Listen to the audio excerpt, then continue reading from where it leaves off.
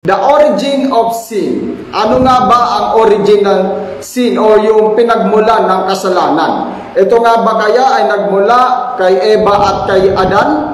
O isa lamang silang biktima din na katulad naman natin, no?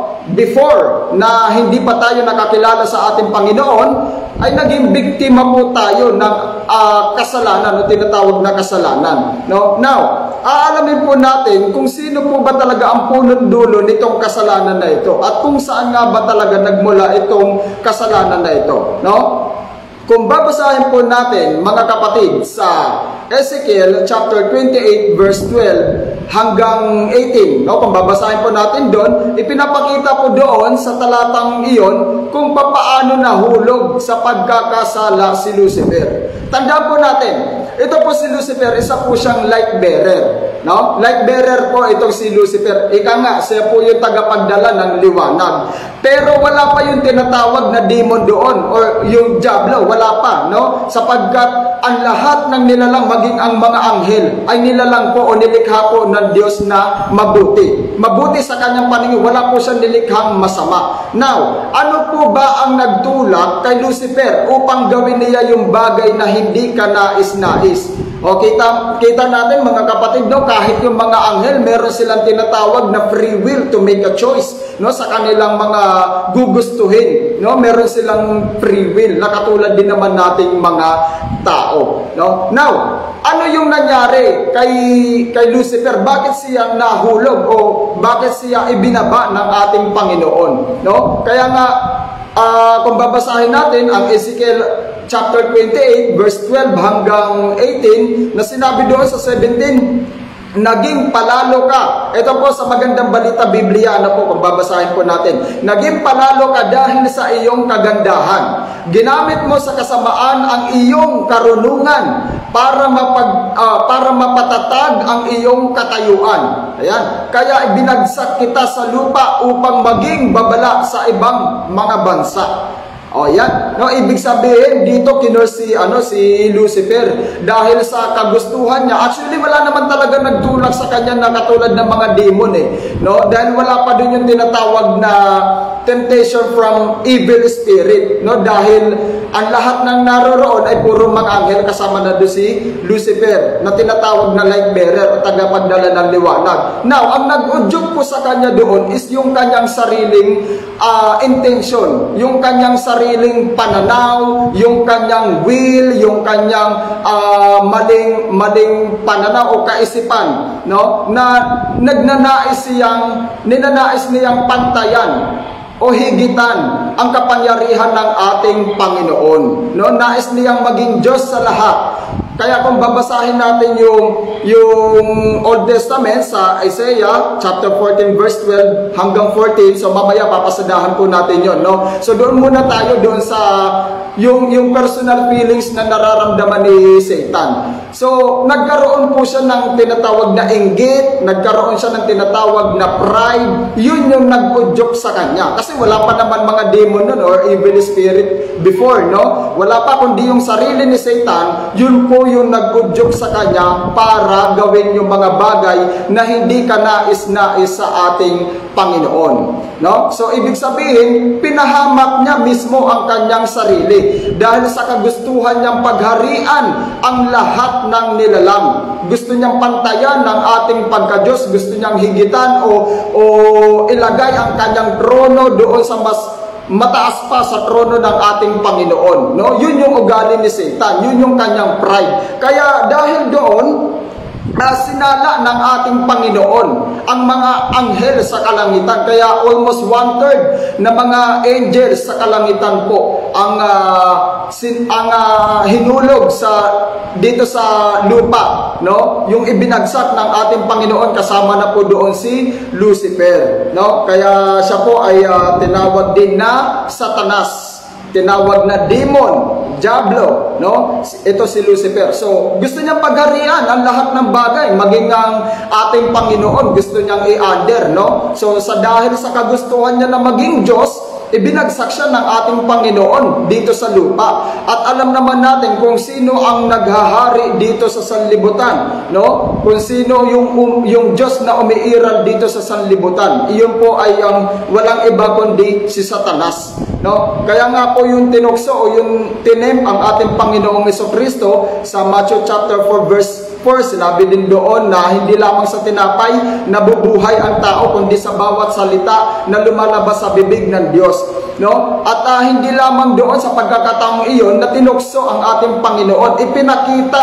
ni Satanas sa ating Panginoong Jesucristo ang lahat ng yaman dito sa sanlibutan, no? Na pinakita sa kanya na ibibigay ko ang lahat ng bagay na ito kung sasambahin mo lamang ako.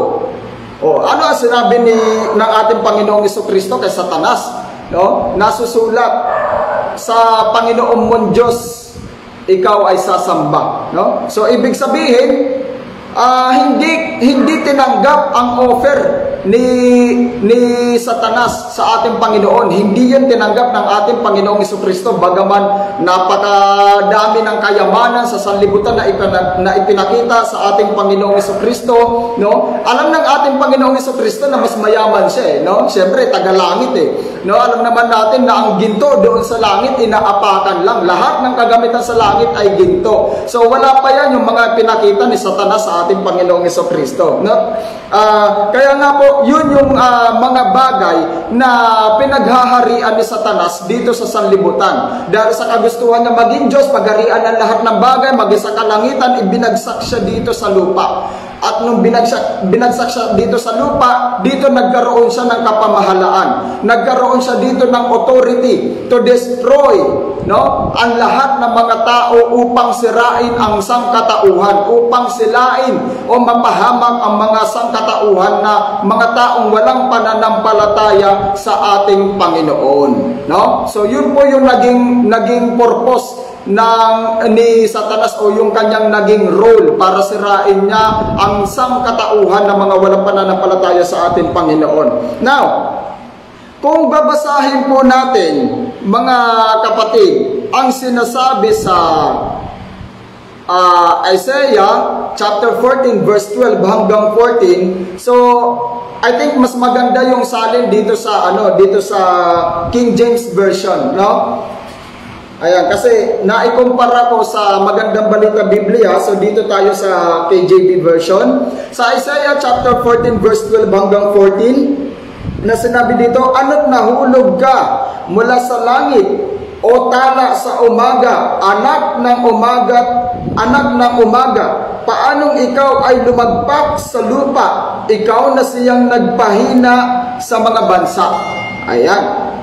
13, "At sinabi mo sa iyong sarili, ako'y sasampa sa langit, aking itataas ang aking luklukan sa itaas ng mga bituin ng Diyos, at ako'y uupo sa bundok ng kapisanan, sa mga kaduluduluhang bahagi ng hilagaan." Ayan. Sa 14, "Ako'y sasampa sa itaas ng mga kaitaasan ng mga alapaap." O, tignan mo, no? Gusto niya talagang higitan ng ating Panginoon. At sinabi pa dito, "Ako'y magiging gaya ng kataas-taasan." Ituloy natin hanggang 15, no? Sinabi dito, "Gayon may mabababa ka sa Sion, sa mga kaduluduluhang bahagi ng hukay." Yan. So hindi maaari, no? Hindi maaari na higitan niya o pantayan niya ang lumikha ng lahat. Yun lang din naman ang lumikha sa kanya, no? Sa lahat ng mga anghel ay nilalang ng Diyos. Tapos gusto niya higitan yung lumalang, ay hindi po maaari yun, no? Talagang higit na makapangyarihan ng ating Diyos sa lahat. So pinapakita doon, maging ang kanyang paglagapak sa lupa na mistulang kidlat na nahuhulog, no? Dahil sa kagustuhan niyang hindi nag-aaksaya ng oras si Satanas para sirain ang sangkatauhan. Kaya yung mga Kristiyano diyan na nanghihina, kailangan po natin na magpakatibay sa ating pananampalataya. Yung mga Kristiyano diyan na biktima ng stress, biktima ng kalungkutan, biktima ng kabigatan, ng kahinaan, ng kahirapan, at kung ano-ano pang mga discouragement, No? Huwag po tayong magpapa-apekto. Maapektuhan na ang lahat ng bagay. Huwag lang ang ating pananampalataya sa Diyos.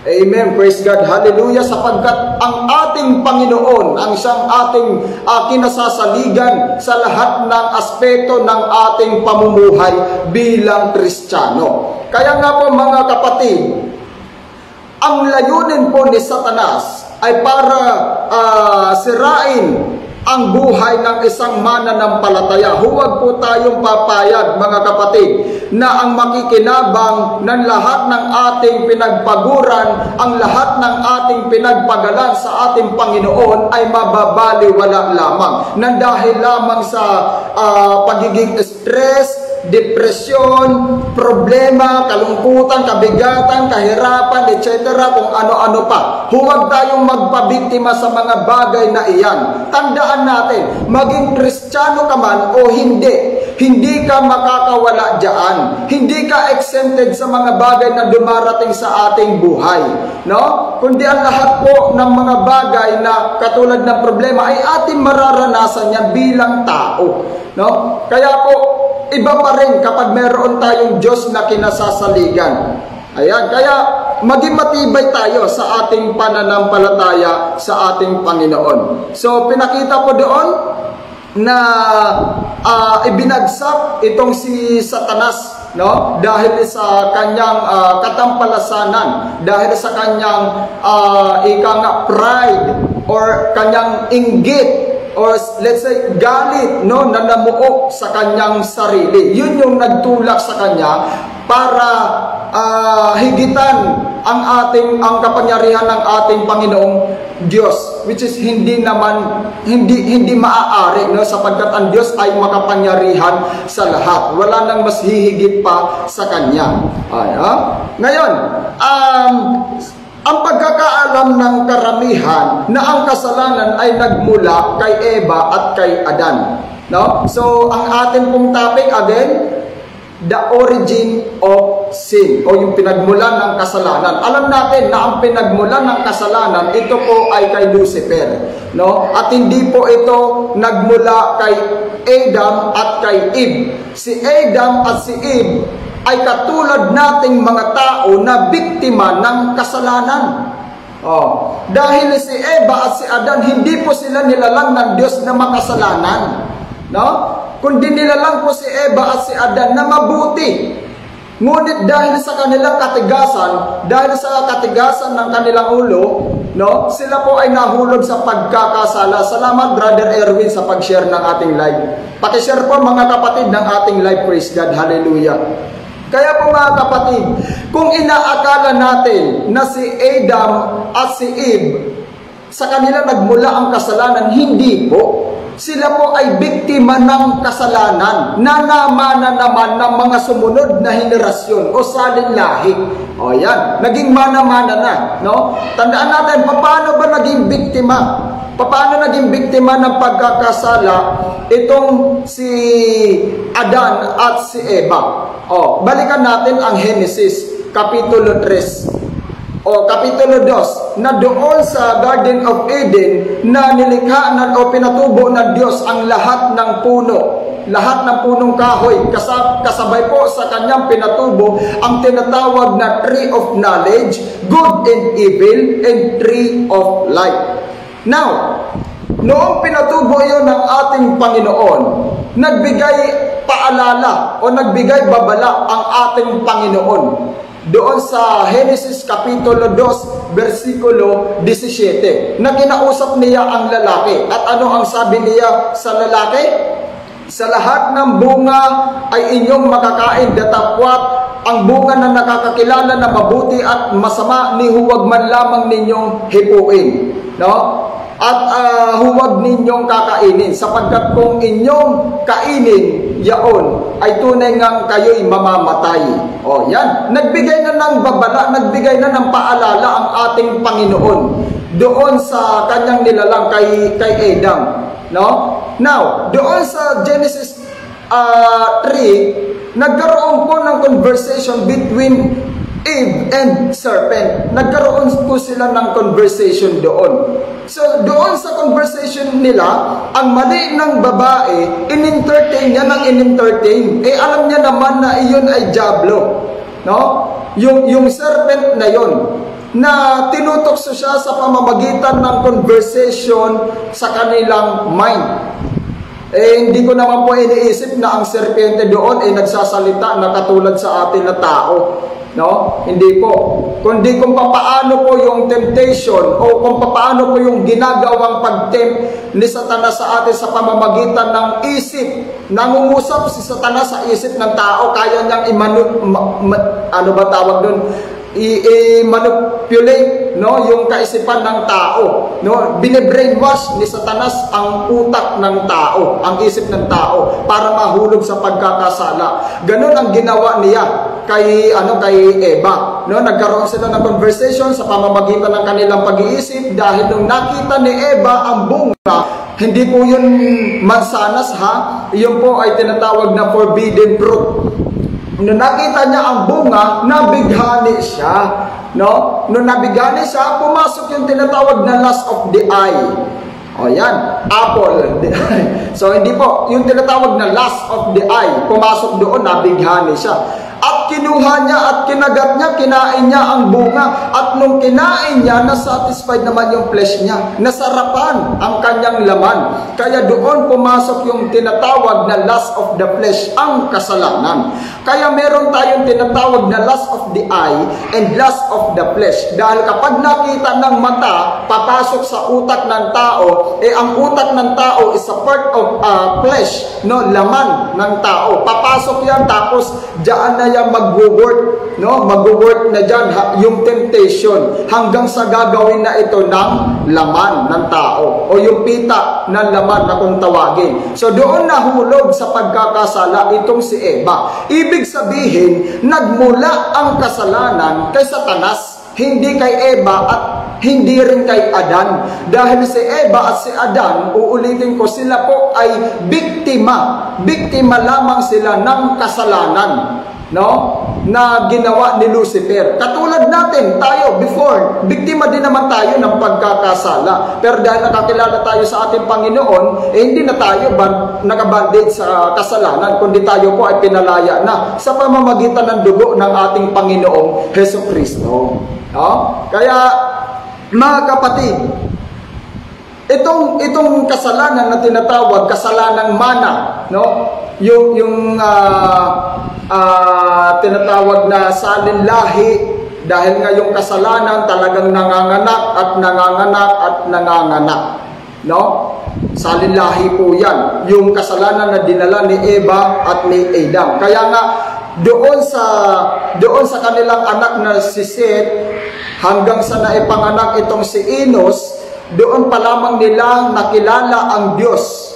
So kung nakilala nila ang Diyos, ibig sabihin nagkaroon na sila ng pagsamba sa ating Panginoon. At mula sa lipi ni Enos hanggang sa naipanganak naman itong si Noah. No, kaya magpasalamat din tayo dahil mayroong 8 kaluluwa ang naligtas. Ayan. Kaya sa kasalanan na yon, nanganak ng nanganak. Kaya nagprophecy ang ating Panginoon Diyos sa Genesis Kapitulo 3, versikulo 15. No? Dahil nakita niya na ang kasalanan ay talagang maghahari dito sa kamunduhan. Kaya nga, doon sa kanta na, For God so loved the world, He gave us His only Son. Diba? Kinakanta yun ng mga artista. Nakikita natin yung mga signages sa mga sasakyan. John 3:16. Paboritong-paborito ng lahat. No? So, dahil po doon na siya po ay nag-alis ng kasalanan sa sanlibutan. Natupad ba ang propesiya ng Diyos sa lumang tipan, sa Genesis chapter 3 verse 15? Yes, natupad po, no? Bakit? Sapagkat napagtagumpayan ng ating Panginoong Hesukristo ang lahat, no? Ang lahat ng bagay, ang lahat ng hula mula sa Old Testament, kasi book of prophecy yun, no? Na isa katuparan sa pamamagitan ng ating Panginoong Hesukristo. Kaya nga po, yung dugo ng ating Panginoong Jesucristo na dumanak sa krus ng Kalbaryo, yun po yung nagpabanal sa atin. Kaya kung tatanggapin natin ang ating Panginoong Jesucristo, hindi lamang sa salitang pagtanggap. Yes, tinatanggap ko ang Panginoong Jesucristo, so ligtas na ako. Hindi po. Ang ibig sabihin po ng salitang pagtanggap, ibig sabihin po nito ay pamumuhay. Ipamuhay mo kung sino ang iyong tinanggap. Dahil kung it's easy to say na tinatanggap ko ang Panginoong Jesucristo. Ngunit kamusta ang ating pamumuhay bilang Kristiyano? Yung tinanggap ba natin Panginoong Jesucristo ay naipapamuhay ba natin? Yan ang isang malaking question mark sa atin bilang Kristiyano. Kaya bilang Kristiyano, dapat na ipapamuhay po talaga natin kung sino ang ating tinanggap, which is ang ating Panginoong Jesucristo. Ayan, na nag-alis ng kasalanan ng sanlibutan. Ngunit karamihan pa rin ay nabubuhay sa kasalanan. Huwag nawang mangyari, mga kapatid. Sapagkat tayo'y nilinis na ng ating Panginoon at pinatawad ng ating Panginoon. So, hindi na po dapat tayo nakabandage pa sa kasalanan. Ayan. Sinasabi naman ng ating Panginoong Jesucristo doon sa babae, no? Isa po itong napakahalaga na mapag-alaman natin, mga kapatid. Katulad po sa sinasabi sa Juan Kapitulo 8, versikulo 11, "Neither do I condemn thee. Go and sin no more." Sinabi ng ating Panginoong Jesucristo, "Go and sin no more." Huwag ka nang magkasala pa. So, ibig sabihin nun, huwag ka nang lumingon pa sa dating nakaraan mo. No? Dahil yan si Satanas, 24 oras yan. Tama, 24 oras yan nakaantabay sa mga mananampalataya. Kasi ang paborito talaga nila, kumbaga parang sa sundalo, yung mga NPA, gustong-gusto nilang mapatay yung mga may ranggo, no? Yun ang gustong-gusto nilang mapatay. Pero yung mga yung mga terorista, no? Let's say mga terorista, gustong-gusto nilang mapatay yung mga may ranggo. Pero gayunpaman, si Satanas, gustong-gusto rin nila na mapatumba o mapabagsak sa pananampalataya itong mga Kristiyano, itong mga matatagal na sa Panginoon, itong mga maiinit sa Panginoon. Talagang yan yung paborito ni Satanas na silain. No? Kaya kung hindi tayo mag-iingat, kung hindi natin pagtitibayin ang ating pananampalataya sa ating Panginoon, madidelikado po tayo. No? Kaya nga sabi ni Apostle Peter, sino man nga na Apostle Peter ba o si Apostle Paul, no? Sino man nga na nag-aakalang siya'y matibay o siya'y nakatayo, mag-ingat na baka siya ay mabuwal. No? So, ibig sabihin, nandoon pa rin yung pagpapaalala sa atin ng mga apostol na pag-ingatan natin ang ating pananampalatayang tinanggap sa ating Panginoong Jesucristo. No? Yung pananampalataya natin sa Kanya na huwag nawang mawawala sa ating buhay. Praise God. Kaya po, mga kapatid, doon sa sinasabi naman sa Romans chapter 6 verse 23 na ang naging kabayaran po ng kasalanan ay ang kamatayan. Na sinasabi doon, for the wages of sin is death, but the gift of God, take note, for the wages of sin is death, but the gift of God is eternal life through Jesus Christ. No? So bakit ang kabayaran ng kasalanan ay kamatayan? Balikan natin yung Genesis Kapitulo 2, versikulo 17. Ang sinabi doon ng ating Panginoon, huwag kayong kakain niyaon o ng tinatawag na forbidden fruit, bunga na nakakakilala na mabuti at na masama. Sapagkat kung inyong kainin yung tunay nga kayong mamamatay. Hindi naman sila namatay. Nagsisinungaling ba ang Diyos doon? Hindi po. No? Hindi po. Dahil ang pinatutungkulan po ng ating Panginoon doon sa Genesis Kapitulo 2, versikulo 17, spiritual na kamatayan. Dahil nung nakain yun ni Adam and Eve, hindi naman po sila namatay physical. No, hindi namatay yung kanilang physical body. Kundi binihisan pa nga sila ng ating Panginoon. No? Ganun kabuti ang ating Panginoon. Hindi sila nakita ng ating Panginoon. Hindi dahil sa hindi alam ng ating Panginoon kung nasaan sila. Kundi nawala no, nawala sila sa presensya ng ating Panginoon. Ganon ang mga mananampalataya, no, ang mga Kristiyano, kapag sila ay nawawala sa presensya ng Panginoon, hinahanap po tayo ng Diyos, no, na kailangan nating manumbalik. Kung ikaw ay napaparwara na, lumabas ka sa kawan ng Panginoon, kailangan natin manumbalik sa ating Panginoon. Kapatid, madidelikado ka.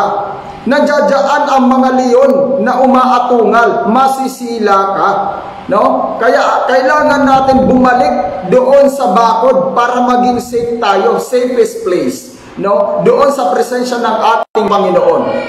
Kaya nga si Eva at si Adan, nung sila ay nagkasala, nawala sila sa presensya ng ating Panginoon. Kaya hinanap sila ng ating Panginoon, no? At dinamitan pa sila. Ganun kabuti ang Panginoon.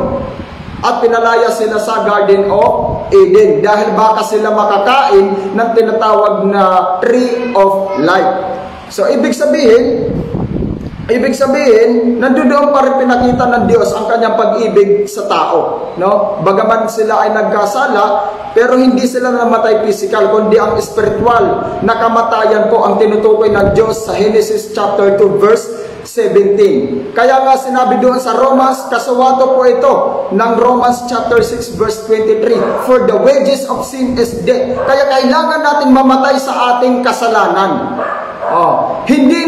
Hindi ito yung physical na kamatayan na mamamatay tayo, mga kapatid. Hindi po. Kundi kailangan nating mamatay sa kasalanan sa pamamagitan ng pagtanggap sa ating Panginoong Jesucristo. Ano sabi niya sa mga mananampalatayang Hudyo? No? Kung kayo nga ay mamamalagi sa akin, tunay nga kayo'y mga alagad ko. Kung ako'y inyong makikilala, tunay nga kayo'y mamamatay sa inyong mga kasalanan. Ang katotohanan ang siyang magpapalaya sa inyo. Sino ba ang katotohanan? Ang salita ng Diyos. Sino ba ang salita ng Diyos? Ang Panginoong Jesucristo. Logos, word, or verbo. Siya yung salita. Kaya siya ang katotohanan, no? Siya yung mensahe. Siya yung mensahe na ipinadala ng Diyos sa atin sa kahayagan ayon sa laman. Mapupunta na naman tayo sa Christology. Kaya mga kapatid, napakahalaga po na maunawaan natin yung salitang kamatayan sa kasalanan. Dahil kapag tayo patay na sa kasalanan, hindi na natin kailangan pang maipamuhay yan. Hindi na natin kailangan balik-balikan yan, tikim-tikiman yung mga bagay na sinasabing kahit konting pagtingin. No? Kahit yung kantang kahit konting pagtingin. Huwag natin gagawin yan. No? Baka matulad tayo kay King David na nahulog sa kahit konting pagtingin. Kanino? Kay Bathsheba. Huwag tayo maging ganun, no? Dahil maging si King David po, nahulog siya. Mananampalataya na si King David, pero dahil hindi niya iningat, grabe ang anointing ni King David, mga kapatid, no? Napakatindi ng anointing ni King David. Yung binawi ng Diyos ang anointing kay Saul, no? Binawi niya dahil si Saul hindi naging matalimahin o hindi siya naging masunurin sa kanyang propeta Samuel. Now, pumili ulit ng bagong leader, si Samuel. At ang ibinigay ng Diyos, ito si David. Napakatindi ng anointing ni David, yung tapang niya, kakaiba. Kaya, yung kanyang sarili, ganun kasi ang mga Kristiyano, yung may pananampalataya. Kapag ikaw may pananampalataya ka sa Diyos, hindi mo aalalahanin yung sarili mo. Hindi mo iisipin kung ano yung mangyayari sa sarili mo. Baka mapahamak ako dyan. Hindi. Kundi ang umiiral sa iyo, yung iyong pananampalataya. Dahil yun yung nagpapalakas sa iyo. Yun yung nagbibigay ng tibay ng loob sa iyo para gawin mo yung bagay na naaayon sa kalooban ng ating Panginoon. Kaya nga si King David, bagaman nakita niya napakalaki, napakataas ng kanyang hinaharap na si Goliath, no? Na ikaw na hindi tuli sa pangalan ng Panginoon, no? Ay mapapatay kita. Ganun si King David, yung tapang niya. Napakaliit lang ni King David ng patpatin pa. No? Pero napatay niya sa pamamagitan ng kanyang pananampalataya, nagawa niya na magtagumpay. Ngunit kahit matindi na ang kanyang anointing, nahulog pa rin siya sa tinatawag na lust of the eye. Yun nga yung lust of the eye, yung paningin, nabighani siya. No? Hindi naman po pwedeng sabihin na, Lord, susuliyapan ko lang. Lord, titignan ko lang naman eh. Hindi po pwedeng ganun. No? Dahil kapag nakita ng mata,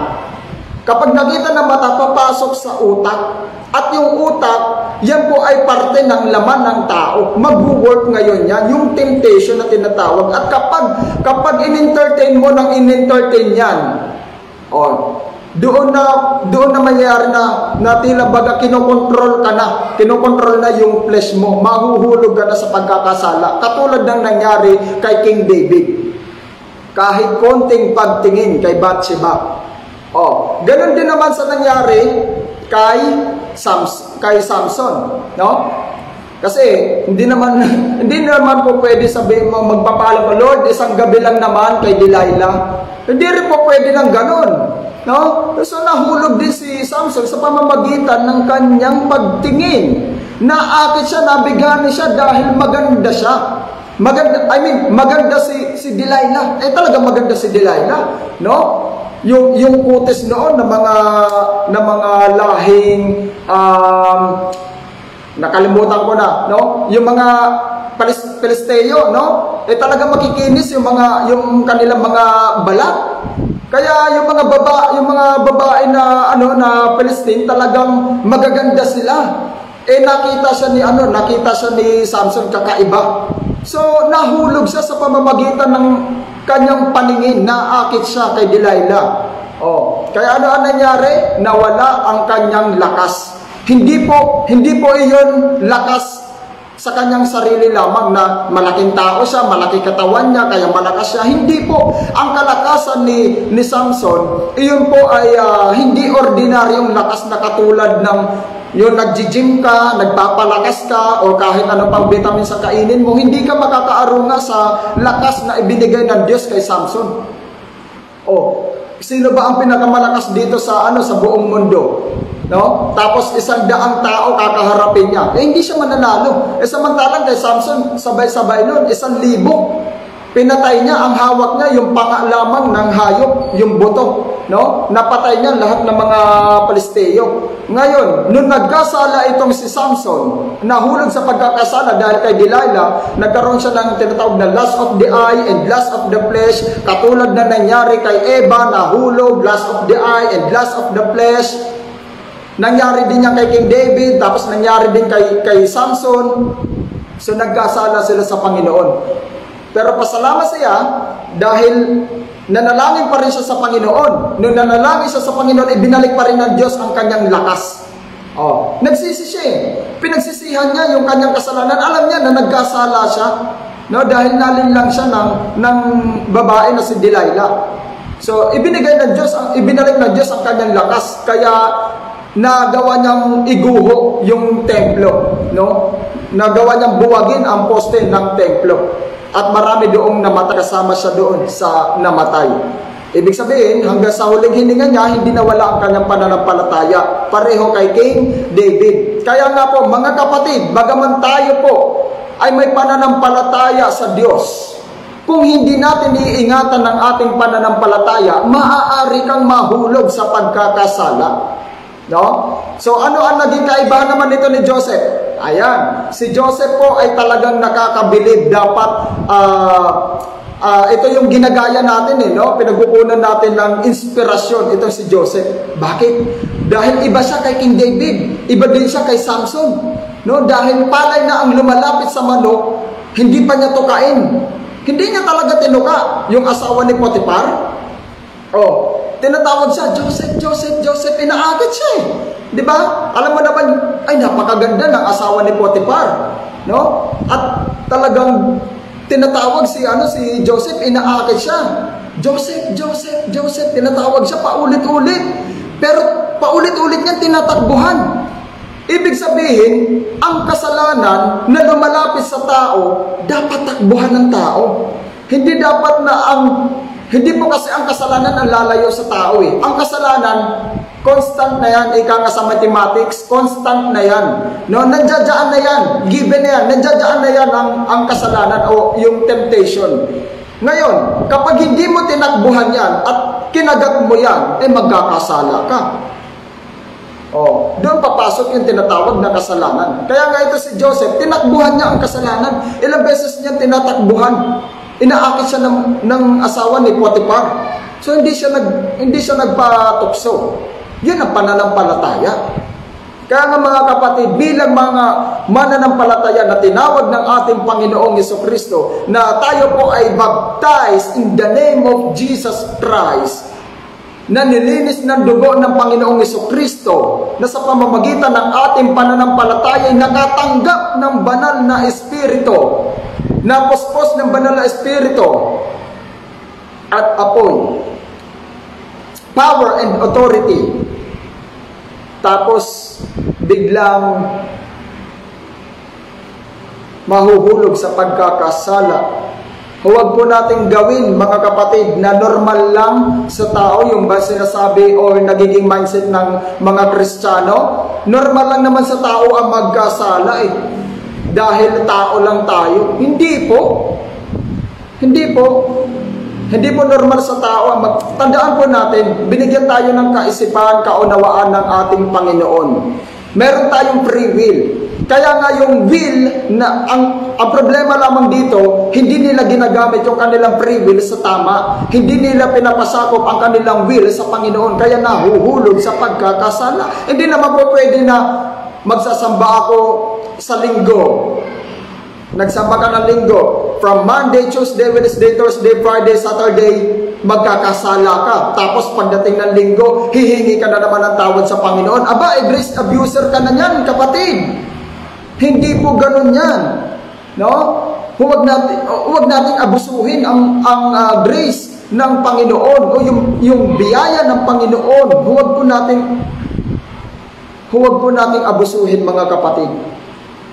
Sapagkat sinabi nga ni Apostle Paul, kung tayo ay patay na sa kasalanan, paano pa tayo mabubuhay pa riyan? No? Nilinis na tayo ng ating Panginoon. Nakipag-covenant na tayo sa ating Panginoon. No? Paano ba tayo ay nabautismohan sa pangalan ng Panginoong Jesucristo? Paano ba tayo nakipagtipanan? Paano ba tayo nakipag-covenant sa ating Panginoon? Alalahanin po natin, mga kapatid, na para po itong ikakasal, no? Kung halimbawa ako, buhay binata, meron na akong isang partner na babae at ikakasal kami dalawa. Kapag kami kinasal, siyempre, tipanan yan. Magkakaroon kami ng kasunduan. At ako bilang binata, hindi na ako mamumuhay bilang binata. At siya bilang dalaga, hindi na siya mamumuhay bilang dalaga. Kundi pareho kami mamumuhay bilang may asawa na hindi na namin lilingunin ang dati naming nakaraan. Mamumuhay kami bilang iisa, no, bilang asawa. Ganun tayo sa ating Panginoong Jesucristo na nakipagtipan. Kaya tinanggap natin ang bautismo sa pangalan ng Panginoong Jesucristo at tinanggap din natin ang banal na Espiritu sa pamamagitan ng ating pananampalataya. Ano ang dapat na naipapamuhay natin? Ang kabanalan. No? Yung holiness sa atin hindi po dapat nawawala. Kaya dapat namumuhay tayo kung sino ang tinanggap natin, ang ating Panginoong Jesucristo, ay dapat na ipapamuhay po natin yan. No? Ang kanyang salita nagmamanifest sa ating sarili. Now, ano naman ang sinasabi sa unang Juan? Sa unang Juan, kapitulo 3, versikulo 9, na sinasabi po doon, ang mga anak ng Diyos ay hindi nagpapatuloy sa pagkakasala. Napakalinaw po. Pero kung sa King James Version, talagang direct, no, dinirect doon sa King James Version na sinabi doon, ang mga ipinanganak ng Diyos ay hindi nagkakasala at hindi maaaring magkasala sapagkat ang kaniyang binhi ay nananatili sa kaniya magpakailanman. Talagang dinirect talaga ng King James Version. Tapos dito sa Magandang Balita Biblia, sinabi naman dito, ang pagkahulugan po niya kahit sa transliteration Bible, no, sa Greek or Hebrew Bible, ang ibig sabihin po doon ng hindi nagkakasala ay hindi po nagpapatuloy sa kasalanan. Ulitin ko ang basa sa unang Juan, Kapitulo 3, versikulo 9, na sinabi po doon, ang mga anak ng Diyos ay hindi nagpapatuloy sa pagkakasala, sapagkat nananatili sa kanila ang binhing mula sa Diyos. Ayan, ito yung incorruptible seed, no? At dahil ang Diyos ang ama nila, hindi sila maaaring magpatuloy sa pagkakasala. Anyone having born of God, sin not practices.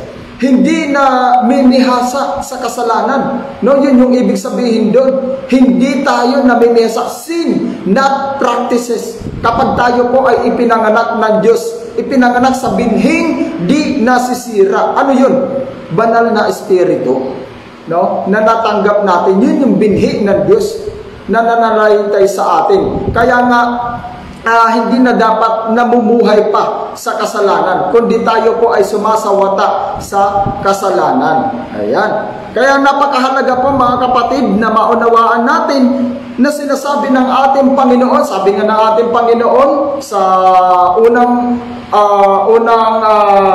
Korinto, versikulo 6, Kapitulo 6, versikulo 17 hanggang 18 o 16, 18, magsilayo kayo sa mga bagay na marurumi, no? Maging sa mga Diyos-Diyosan, magsilayo kayo sa mga bagay na nagpaparumi, at kayo'y aking tatanggapin na mga anak na lalaki at babae, at ako sa inyo'y magiging ama. Ang ating Panginoong Jesucristo ang nagsasalita dito na ako sa inyo'y magiging ama. Kung aalis sa maruruming bagay. Kaya nga, kung tayo, mananatili tayo sa kalooban ng ating Panginoon, tayo po ay mananatiling matibay sa ating pananampalataya, makakaasa po tayo na iniingatan tayo ng ating Panginoon, no? At hindi niya pababayaan na ang sinuma sa atin ay mapahama. Ayan. So, ano naman ang sinasabi sa Romans Kapitulo 6, versikulo 1 hanggang 2? Ito yung sinasabi ko kanina na sinasabi ni Apostle Paul. Ano ngayon ang sasabihin natin? Patuloy ba tayong magkakasala upang sumagana sa atin ang kagandahang loob ng Diyos? Ayan. Hinding-hindi tayo'y patay na sa kasalanan. Paano pa tayo mamumuhay sa pagkakasala? Yan ang napakalinaw na sinabi ni Apostle Paul. Kaya nga yung kasalanan na iyan, yung kasalanang mana o yung original sin na nanganak, salin lahi mula kay Eva at Adan, iyon po ay naalis sa atin mula nung tayo po ay tumanggap ng bautismo sa tubig at bautismo sa apoy at sa Espiritu. In Luke chapter 3 verse 16, na sa inyo ay magbabautismo sa apoy at sa Espiritu, power and authority. Now, ano ang sinasabi pa ni Apostle Peter? No, nakatulad ng kanina nasabi ko yung sa 1 Peter chapter 5 verse 8, maging handa kayo at magbantay. Ang dyablo, ang kaaway ninyo ay parang leong umuungal at aali-aligid na naghahanap ng masisila o malalapa. No? So ibig sabihin talagang pinag-iingat tayo. Pinag-iingat tayo, huwag tayong kumpiyansa kasi hindi ito labanan ng laman. Labanan po ito sa pamamagitan ng spiritual battle ito no? Labanan to, hindi ng physical, kundi ng espiritu. Evil spirit versus Holy Spirit. Dapat mananaig sa atin yung Holy Spirit. Yun yung kalooban ng ating Panginoon, yung kanyang katwiran, yung knowledge and wisdom na ibinibigay ng Diyos sa atin. Dapat yun yung laging umiiral sa atin at hindi yung evil spirit, no? Kaya be holy, sinabi ng ating Panginoon, no? Tayo'y lumakad sa kabanalan, mga kapatid. Sa unang Korinto, Kapitulo 10, versikulo 12 hanggang 13, sinabi naman po doon, kaya't mag-ingat ang sinumang nag-aakalang siya'y nakatayo, at baka siya mabuwal. Wala pang pagsubok na dumating sa inyo na hindi nararanasan ng ibang tao. Ito yung sinasabi ko na lahat ng pagsubok walang exempted dyan. Kristiyano naman o hindi ka exempted sa pagsubok. Madadarang at madadarang ka talaga sa apoy para makita kung talagang ang iyong pananampalataya ay tunay na dalisay. No? So tapat ang Diyos at hindi niya ipahihintulot na kayo'y subukin ng higit sa inyong makakaya. Sa halip, pagdating ng pagsubok, bibigyan niya kayo ng lakas upang makayanan ito at ng paraan upang malampasan ito. No? Sa KJV, sinasabi po doon, mapagtiisan. So, ibig sabihin, napagtitiisan naman pala, at tutulungan naman pala tayo ng Panginoon. Hindi naman pala tayo pababayaan ng Panginoon eh. So, anong kinababahala natin? No? Hindi po dapat tayo nababahala, hindi tayo nawo-worry sa kung ano ang dapat natin kainin, inumin, datin. Tandaan natin na sinabi ng ating Panginoon sa kanyang mga alagad. Ang kanya sinabi doon, hindi ba ganong nung sinugo ko kayo'y walang dalang mga supot ng salapi, walang dalang supot ng makakain, walang mga panyapak, pinagkulang baga kayo? Sumagot ang mga alagad, hindi, Panginoon. Oh, ganun kabuti ang Diyos. Nagpo-provide siya. Kaya nga, God will provide. Oh, kaninong dialogo yun? Kay Abraham. Bakit? Dahil nag-provide ang Diyos ng tupa na ihahandog dahil ayaw ng Diyos na mabahiran ng dugo ng kanyang anak na si Isaac ang kamay ni Abraham. Hindi hinayaan ng Panginoon, kundi tines ang kanyang pananampalataya na kung kaya niya bang ialay ang kanyang bugtong na anak na si Isaac, pero nag-provide ang Diyos ng kordero na ihahandog. Oh, ganun kabuti ang ating Panginoon. Kaya nga kung ilalagak natin ang ating buong pagtitiwala sa ating Panginoon, makakaasa tayo sa ating Panginoon. Hindi tao ang nangako sa atin, kundi Diyos. At ano ang kanyang ipinangako sa atin? Buhay na walang hanggan. Kung ano? Sa pamamagitan ng ano? Kamatayan sa ating mga kasalanan. Kaya nga sabi doon, for the wages of sin is death, but the gift of God is eternal life through Jesus Christ. No? Sa pamamagitan ng ating Panginoong Hesus Kristo. Kaya mga kapatid, ang kasalanan talaga nandyan na yan.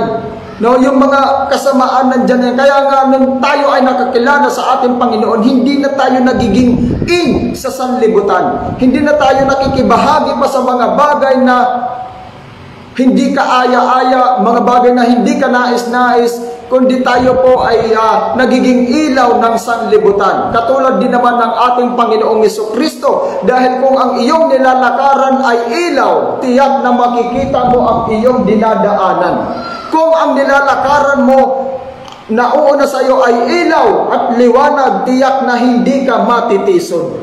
Oh. Ngunit kung walang ilaw sa iyong nilalakaran, ikay naglalakad sa isang madilim, kapatid, madadapa ka. Kapatid, matitisod ka. Oh? Kaya nga ang ating Panginoong Jesucristo, siya ang ilaw ng sanlibutan. Siya ang liwanag na ating dinaraanan upang makita natin ang ating dinaraanan. Walk by faith, not by sight. Oh. Lumakad tayo ayon sa ating pananampalataya at hindi sa ating nakikita. Ganon dapat ang buhay Kristiyano, na tayo po ay nagpapasakop sa katwiran ng ating Panginoon. Kita mo si King David, nung nawala siya sa presensya ng ating Panginoon, ano ang ginawa niya? Hinubad niya ang kanyang balabal, hinubad niya ang kanyang korona, tinanggal niya at nagubad siya. No? Nag-iiyak ngayon siya. Panginoon, alisin mo na sa akin ang lahat ng bagay na mayroon ako. Ang aking pagiging hari, ang mga kayamanan, ang titulo bilang hari, alisin mo na sa akin. Huwag lamang akong mahiwalay sa iyong presensya. Oh. Yun ang sinabi ni King David dahil alam niya na siya po ay nawala doon sa presensya ng ating Panginoon. Naramdaman niya yun bilang mananampalataya. Kaya tayo bilang mananampalataya, alam natin sa ating sarili, no? Bilang mananampalataya mga kapatid, alam natin sa ating sarili kung tayo ba ay nalalamig na sa Panginoon. Alam natin yan kung tayo ba ay nanghihina. Alam din natin yan kung tayo ba ay active pa ba sa gawain, no? Alam natin yan. Lahat yan ramdam natin. Pero bakit nagpapatuloy ang iba sa mga ganyang gawain, no? Sapagkat umiiral sa kanila ang pride. Ano yung pride na iyon? Hindi na ako aatin ng church kasi nakakahiya. Hindi na ako aatin ng gawain kasi nakakahiya. Ang tagal kong nawala eh. Baka kung ano ang isipin sa akin ng mga kapatiran, ano ang isipin sa akin ng pastor. Hindi po ganun yun. No? Yung mga ganung kaisipan, yun po ay hindi kaisipan na mula sa ating Panginoon. Hindi po ganyan ang katwiran ng ating Panginoon. Alam ng Diyos kung ano ang ginagawa mo. Tayo ay transparent sa Panginoon. Hayag tayo sa Panginoon. Maging ano man ang ating tinatago, maging ano man ang ating mga sekreto, maging ano man ang ating ginagawa dito sa ibabaw ng lupa, alam ng Diyos yan. Kaya nga kapatid, kung ikaw ay nanlalamig sa Panginoon, kung ikaw ay patuloy pa rin na nagkakasala na hindi mo maiwanan ang pagkakasalang iyan, lumapit ka sa Panginoon. Total, alam naman ng Panginoon ng mga pagkakamali mo, mga pagkakasala mo. Wala ka naman maitatago sa Kanya eh. Kahit hindi ka lumapit sa Kanya, alam ng Panginoon kung ano ang ginagawa mo. Kaya mas mainam na lumapit ka sa Kanya, idulog mo sa Kanya, i-confess mo sa Kanya kung ano yung mga bagay na hindi mo maiwan-iwan sa iyong sarili. No? Kung ikaw ay hindi ka pa malaya, nagagawa mo pa yung mga bagay na ganito, yung alam mo masama, nagagawa mo pa, ipanalangin mo sa Panginoon, idulog mo sa Panginoon, iluhod mo sa Panginoon. No? Humingi ka ng gabay sa Panginoon. Huwag mong takbuhan ng Panginoon, huwag mong talikuran ng Panginoon. Hindi yan ang solusyon, kapatid. No? Humarap ka sa Panginoon, magpakumbaba ka sa Panginoon, at ihingi mo ng tawad sa ating Panginoon. Ano yung sabi ng ating Panginoon? Hindi niya nais na ang sino man ay mapahamak, kundi ang bawat isa ay magsisi sa kanilang mga kasalanan. Yun po ang nais ng ating Panginoon. Kaya kapatid, hindi dahilan o hindi rason na ako ay hindi na nakaka-attend ng church, hindi na ako nakaka-attend sa mga gawain, kaya nahihiya na ako magpakita sa kanila, nahihiya na ako magpakita kay pastor, sa mga kapatiran, nahihiya na ako dahil ang tagal kong nawala. Hindi po ganun yun. No? Hindi po ganun ang kaisipan ng isang Kristiyano. Kapatid, kung ikaw ay nakakaranas ng depresyon, kung ikaw ay nakakaranas ng pagkapagod, nakakaranas ng kabigatan, kalungkutan, kahirapan, o kung ano-ano pa mga discouragement sa iyong buhay, walang iba magpapalakas sa atin kundi ang Diyos. No? Kaya ang mga taong hindi lumalapit sa ating Panginoon, umiiral pa rin ang pride. Huwag nawang mangyari. No? Dahil kung tayo po ay naniniwala talagang mayroong Diyos na nagbibigay sa atin ng kalakasan, lumapit po tayo sa Kanya. No? Huwag tayong mabuhay sa kasalanan. Huwag nating ipamuhay yung alam nating masama, ngunit ginagawa pa rin. Hindi baga kamangmangan ang bagay na iyan?